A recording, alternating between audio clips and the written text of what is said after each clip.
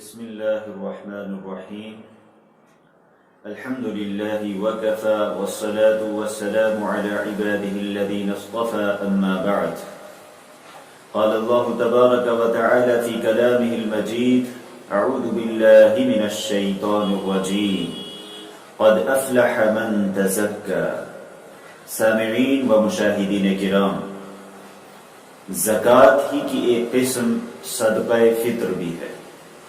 صدقہ فطر کو زکوٰۃ الفطر بھی کہا گیا ہے۔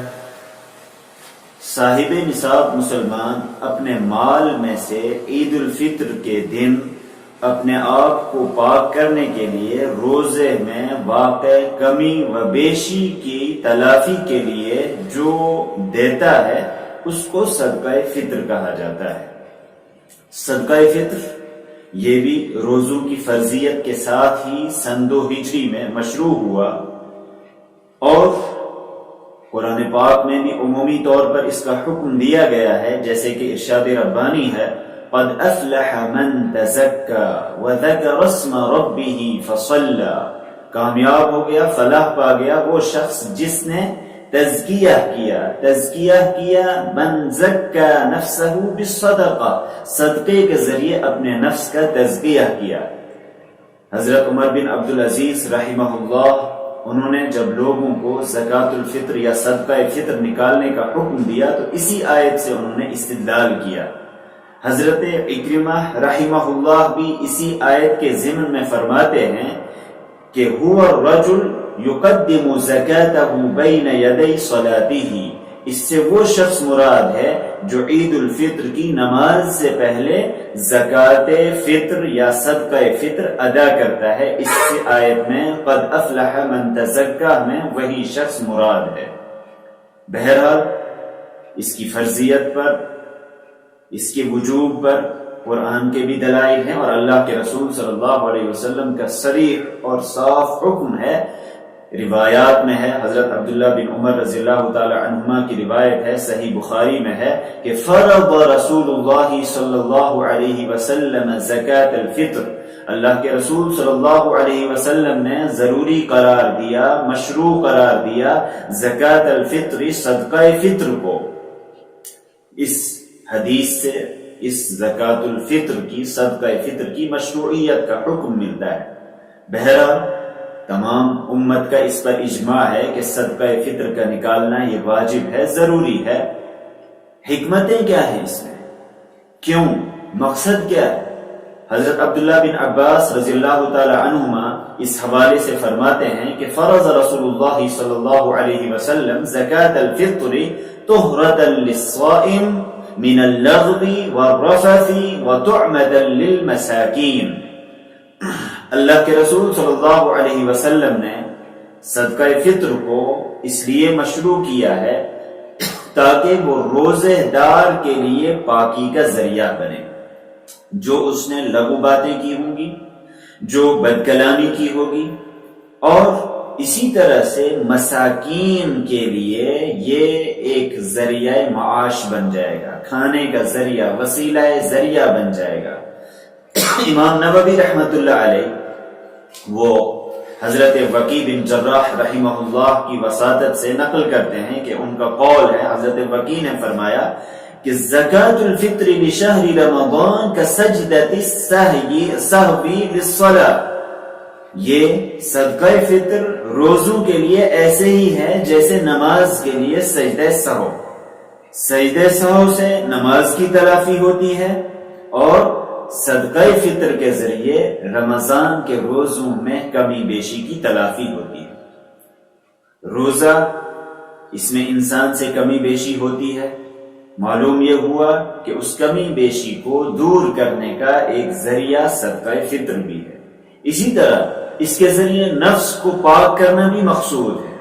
انسان کے اندر اللہ تبارک و تعالیٰ نے حب مال کی محبت رکھی ہے، لالچ رکھا ہے، تو اس لالچ کو اور حب مال کو ختم کرنے کا ایک ذریعہ صدقہ فطر نکالنا بھی ہے۔ اسی طرح حصول اجر و ثواب، یہ بھی اہم ترین حکمت ہے تاکہ انسان اجر و ثواب کا حامل بن سکے۔ اسی طرح انسان جو بھی عمل کرتا ہے اس عمل کو اچھے طریقے سے پیش کرنا، اس کی نشو و نما کرنا، اس کی افزائش کرنا، یہ صدقے کے ذریعے ہوتا ہے. تو روزے کی افزائش، اس کی نشو و نما، یہ صدقہ فطر کے ذریعے مقصود ہے. فقراء اور مساکین کی غمخواری، ان کی حاجت روائی، یہ بھی صدقہ فطر کا اہم ترین مقصد ہے، اس کی حکمت ہے. اور رمضان کے روزوں پر اللہ تبارک و تعالی کا اظہار تشکر، اللہ کا شکر ادا کرنا، یہ مالی عبادت کے ذریعے، صدقہ فطر کے ذریعے، یہ بھی ایک اہم ترین مقصد ہے. اسی طرح جب انسان صدقہ فطر ادا کرے گا، غربا کو، مساکین کو، محتاجوں کو، تندرستوں کو اپنی خوشی میں شامل کرے گا، عید کی خوشیوں میں شامل کرے گا، اس کے ذریعے محبت پیدا ہوگی، الفت پیدا ہوگی، سوسائٹی کے اندر آپس میں دوریاں ختم ہونے کے ساتھ ساتھ انسان ایک دوسرے سے جڑتے چلے جائیں گے. یہ بھی اہم ترین مقصد ہے. بہرحال وہ شخص، وہ مسلمان جس کے پاس ضروریات اصلیہ سے مراد ہے مکان، گھر کا سامان، کپڑے اور سواری، ان ضروریات اصلیہ سے زائد چیزیں نصاب کے بقدر ہوں. نصاب کے بقدر جس کے پاس بھی ضروریات اصلیہ سے زائد چیزیں ہیں، اس پر صدقہ فطر واجب ہے. ہر مسلمان، مرد ہو یا عورت، بالغ ہو یا نابالغ، جو بھی اس کرائیٹیریا پر، ان شرائط پر پورا اترتا ہو، اس پر صدقہ فطر واجب ہے. اس میں حولان حول یعنی سال کا گزرنا مال پر شرط نہیں ہے، بلکہ عید کی صبح صادق کے وقت اگر کسی کے پاس نصاب کے بقدر مال ہے تو اس شخص پر صدقہ فطر واجب ہے. واجب کب ہوتا ہے؟ کون سا وقت ہے جس وقت یہ صدقہ فطر واجب ہوتا ہے؟ تمام لوگوں کا اس پر اتفاق ہے کہ عید الفطر کی صبح صادق کے وقت، عید الفطر کی صبح صادق کے وقت جو بھی شخص صاحب نصاب ہوگا اس پر صدقہ فطر واجب ہے. یعنی اگر کوئی بچہ پیدا ہوتا ہے، وہ صبح صادق کے وقت پیدا ہوا اور اس کا والد صاحب نصاب ہے تو اس بچے کی طرف سے بھی صدقہ فطر ادا کیا جائے گا. لیکن اگر کوئی صبح صادق کے وقت دنیا سے رخصت ہو جاتا ہے، اب اس کی طرف سے صدقہ فطر ادا کرنا ضروری نہیں ہے. صدقہ فطر صاحب نصاب یہ اپنے طرف سے بھی ادا کرے گا، اپنے چھوٹے نابالغ بچوں کی طرف سے بھی ادا کرے گا. شوہر کا بیوی کی طرف سے ادا کرنا یہ ضروری نہیں، واجب نہیں. ادا کرے تو اچھی بات ہے، بہتر ہے. بالغ اولاد خود اپنی طرف سے ادا کرے گی. اگر سرپرست ولی ان کی طرف سے ادا کرتا ہے تو ادا ہو جائے گا، لیکن اس پر ان کی طرف سے ادا کرنا ضروری نہیں ہے. صدقہ فطر کی مقدار یہ گیہوں میں سے، گیہوں کا، چاہے گیہوں کا غلہ ہو، آٹا ہو، ستو ہو، اس میں سے نصف سا. نصف سا کا مطلب ہے 1 کلو 633 گرام. 1 کلو 633 گرام تقریباً یہ گیہوں کا آٹا، ستو، اس میں سے اتنا نکالا جائے گا. لیکن صرف گیہوں ہی نہیں بلکہ احادیث میں دوسری چیزوں کا بھی تذکرہ آیا ہے. کھجور، کشمش اور منقع، جو، اس میں سے 1 سا نکالا جائے گا. 1 سا کا مطلب ہے 3 کلو 266 گرام. 3 کلو 266 گرام. تو بہرحال گیہوں میں سے ادا کرنا ہے تو اس کی قیمت بھی ادا کی جا سکتی ہے. کھجور، کشمش، منقع اور جو میں سے ادا کرنا ہے اس کی قیمت بھی ادا کی جا سکتی ہے. بلکہ فقراء کا خیال کرتے ہوئے قیمت ادا کرنا زیادہ بہتر ہے تاکہ وہ اپنی ضروریات کو پورا کر سکیں.